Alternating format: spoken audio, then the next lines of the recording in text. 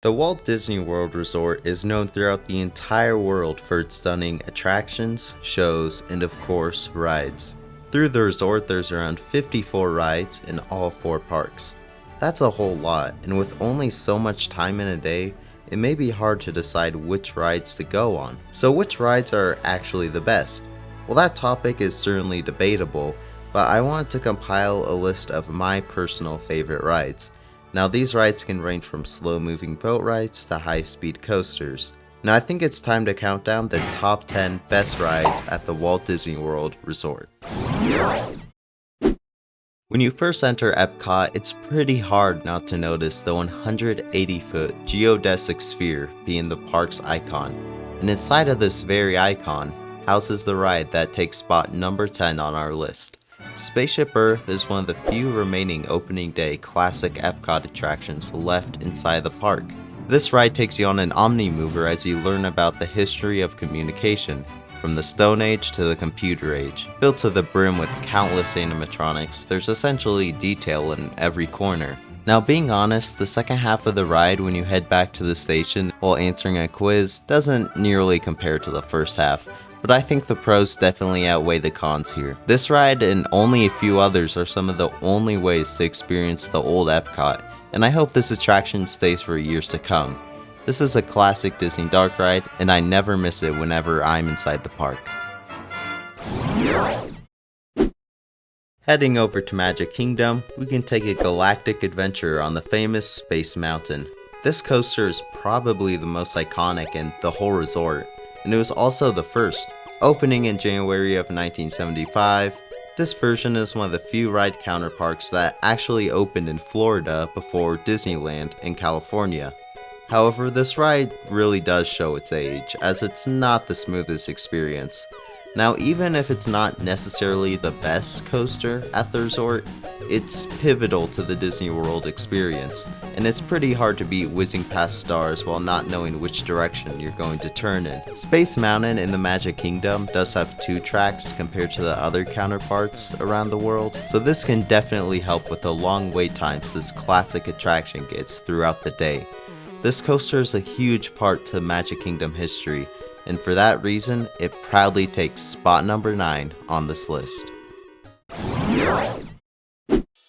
Going back to Epcot, we can blast off back in time to save the world in Guardians of the Galaxy Cosmic Rewind.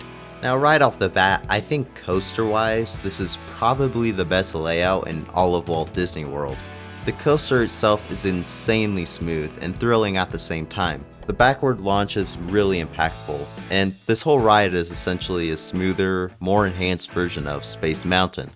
Entering the queue, the Galaxarium is a really impressive effect, with around 30 minutes of content just on that screen. The pre-show room is pretty incredible as well, with an effect similarly used in Journey to Imagination with Figment. While simple, it's admittedly a pretty impressive effect. Then, you're off on your way to your ride vehicle. However, this ride certainly does not belong in Epcot. The show building itself is a pretty big eyesore to many viewpoints in the park, and it's pretty hard to avoid. The theming isn't anything out of this world, but it's still pretty great. However, ignoring all the cons, this ride is insanely fun, and the ride carts add so much element to the thrill factor of the ride. Also, the rewritability is certainly there, as there's so many different songs that can play during your trip through the Big Bang. Being sent right in the middle of a battle against the First Order is Rise of the Resistance at Disney's Hollywood Studios. This ride blends multiple ride systems flawlessly and is one of the most immersive rides at the park. Now this ride is known to break down constantly with its complex effects. So, with the long wait times you're standing in line for, the ride may close before you even get on it. However, when you do manage to enter this attraction, it's really more of an experience than a ride. That being said, Rise of the Resistance is definitely best experienced with no spoilers. In my opinion, I feel like this ride isn't nearly as good if you know what you're getting yourself into before riding the experience. The massive reveal of the insanely scaled Star Destroyer from exiting the same door you entered from is pretty hard to beat, and you're not even on the ride yet. The cast members also add a whole lot to really immerse you that you're no longer in a theme park. The trackless ride system adds a whole lot to the ride, and that's not even talking about the drop-in simulator aspect of it. This ride is fantastic, and I know many people would rank this even higher, maybe even at number 1. Even if you're not a Star Wars fan, this is an attraction you have to try out at least once. Sailing back to Magic Kingdom, you can climb aboard a swashbuckling adventure on Pirates of the Caribbean, and is one of the must-rides at Magic Kingdom. The giant show building is filled with animatronics in every nook and cranny you can possibly see, being both human and animal animatronics. Now this version is obviously inferior to the Disneyland counterpart, but that doesn't mean this is an awful ride by any means. In fact, I think it's the second best dark ride in the park, and it's really held up its age as it's almost an opening day attraction. Now funny enough, Pirates wouldn't even have existed at Magic Kingdom without the demand of the people. See, Imagineers at the time were working on a replacement for Pirates in the East Coast called a Western River Expedition that would open a couple years after the park. But when Magic Kingdom opened, Pirates was nowhere to be seen. Still wanting to save space for the Western River Expedition, Pirates was built in speedy time and was half as long as the Disneyland version, as the Imagineers thought they would use that extra space for the Western River Expedition, which never unfortunately happened.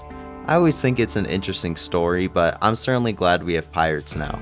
Also on a side note, this ride has a smell that's instantly recognizable, and is one of the nicest smells in the park. If you've ridden this ride in any counterpart around the world, you know what I mean. Though it's seen many changes over the years, some decent and some kinda bad, Pirates still holds up as a worthy dark ride in the Walt Disney World Resort.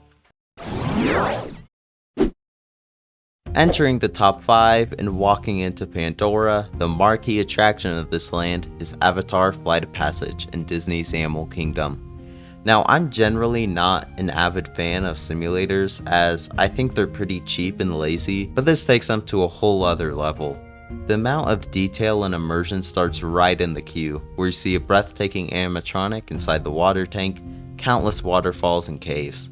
This queue is probably one of the best in the entirety of Walt Disney World, if not the best, and it makes the wait feel just a bit shorter. Entering on the ride, you really feel like you're straddled on the back of the Banshee while it's breathing against your legs.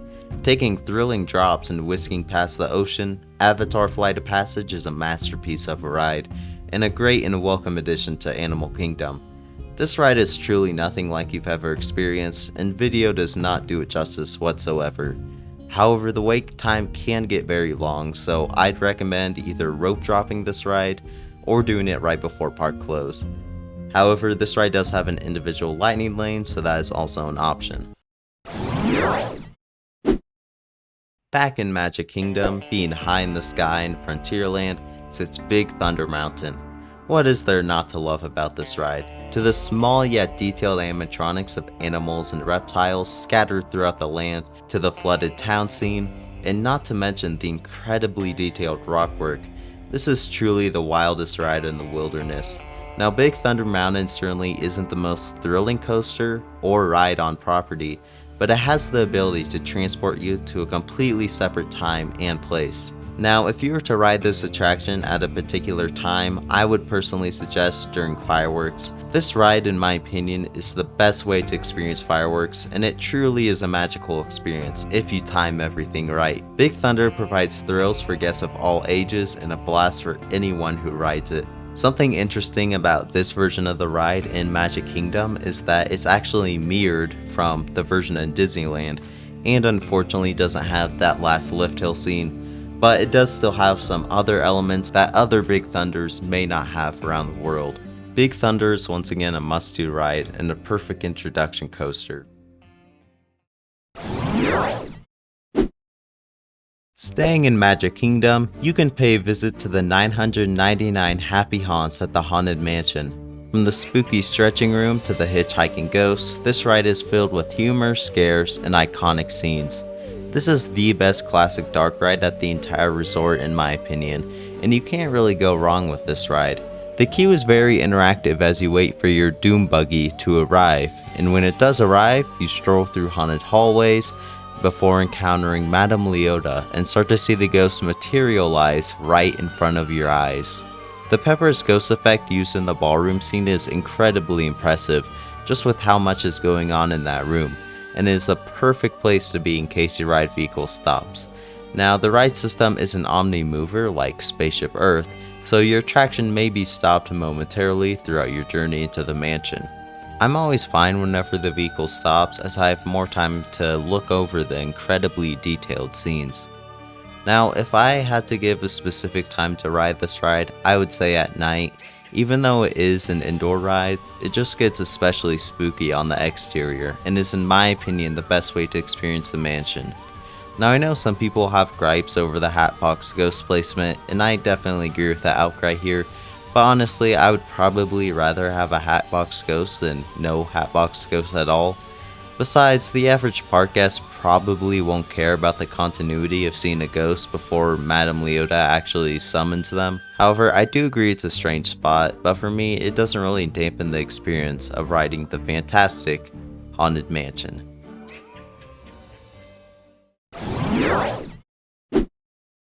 Soaring almost 200 feet over Hollywood studios, the Twilight Zone Tower of Terror is essentially a masterpiece of a ride. From the intricately detailed queue and the pre-show all explaining the story of what happened to this hotel on one fateful evening, this ride is a perfect example of how you build suspense, and before you know it, you're transported into the Twilight Zone, plunging 13 stories into straight darkness. Now, this ride uses technology that actually allows you to fall faster than normal freefall speeds, so that's how you get that weightless feeling in your stomach. On top of that, this ride features one of my favorite scenes that no other iteration of this ride has, that being the fifth dimension scene. The elevator actually goes out of the first shaft and moves around through the fifth dimension on its way to the drop shaft.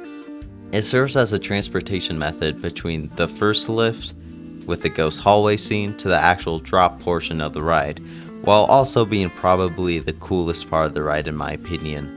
Even if this ride didn't feature the drop sequence, it would probably land itself in the top 10 with all of its detailed theming and storytelling.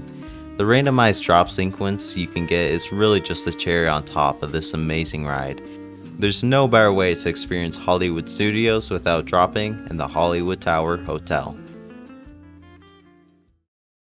Now, before we get to the number 1 spot, I think it's only fair I mention some honorable mentions. The newest ride at Magic Kingdom, Tron Light Cycle Run, is an incredible launch coaster with super cool visuals, especially at night. Kilimanjaro Safaris offers a once-in-a-lifetime experience seeing all the animals and really immerses you in a real African safari. The People Mover is by far the best way to relax at Magic Kingdom, going inside Space Mountain and Buzz Lightyear Space Ranger Spin. You also get to see the original concept art for Epcot. Rock and Roller Coaster is a fantastic ride, being the only coaster on resort that actually goes upside down, and is one of the fastest rides at Walt Disney World. And last but not least is Splash Mountain. Now, this ride is closed permanently, but it would feel wrong not to mention it whatsoever, as this was my favorite ride in Magic Kingdom, and it's truly a shame we'll never be able to ride it again in the States. Now for the number 1 spot. Towering over Animal Kingdom and acting as the main centerpiece is Expedition Everest: Legend of the Forbidden Mountain. This ride, in my opinion, combines everything to love about a Disney ride in one experience. A fantastic animatronic that, well, unfortunately doesn't operate anymore, is still a pretty impressive figure in person. World-class theming, storytelling, and an intricately detailed queue. The whole area around this ride really tells the story of how the locals fear the Yeti and the Forbidden Mountain and the signs of this creature. This queue is really only topped by Flight of Passage, as it's one of the best in Walt Disney World. Once you board onto your train, you start at a slow pace, and you slowly make your way up the lift hill. You enter into icy caverns, then zooming backwards after encountering a pair of broken tracks. This backwards part in the ride is by far the most thrilling part of the whole experience. After seeing shadows of the Yeti and plummeting down 80 feet, You go twisting and turning in and out of the mountain before you see the Yeti with your own eyes. This ride is such an amazing experience and really never gets old. On top of that, this ride has a single rider line with a very, very low wait. Overall, Expedition Everest to me is the #1 ride at Walt Disney World. Many people may agree or disagree with that decision, but nonetheless, I think most would side with me that this is simply a fantastic experience found nowhere else. And there's my personal top 10 list at the Walt Disney World Resort. Tell me if you agreed or disagreed in the comments, and feel free to voice your opinions about your favorite rides. I hope you guys enjoyed this video. If you did, feel free to like, subscribe, share, and of course, goodbye everyone.